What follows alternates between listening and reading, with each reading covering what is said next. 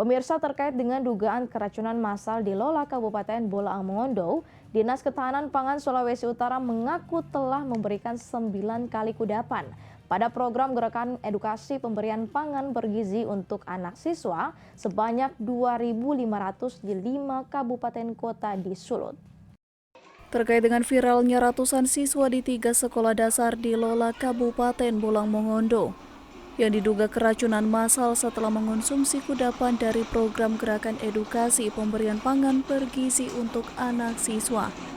Dinas Ketahanan Pangan Sulawesi Utara mengaku menyesalkan kejadian tersebut. Kepala Dinas Ketahanan Pangan Sulawesi Utara Jemi Lampus mengaku terkait program gerakan edukasi pemberian pangan bergizi untuk anak siswa, pihaknya telah memberikan 9 kali kudapan sejak program tersebut dimulai. Ia mengatakan program tersebut menargetkan 2.550 anak siswa di 5 kabupaten kota di Sulawesi Utara yang akan menerima program tersebut.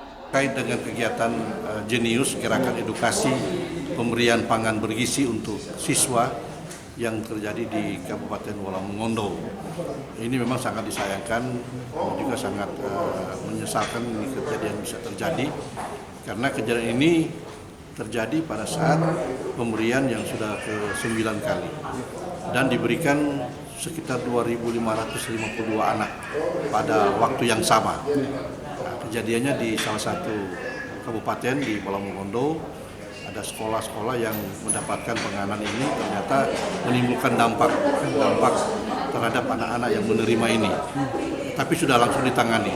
Kalau data yang terakhir ini ada 126 siswa, walaupun kita tetap update data yang ada. Dan pagi ini saya mendapatkan laporan masih ada 20 yang masih dirawat, tapi sebetulnya mereka juga sudah bisa kembali ke rumah sebetulnya untuk rawat jalan.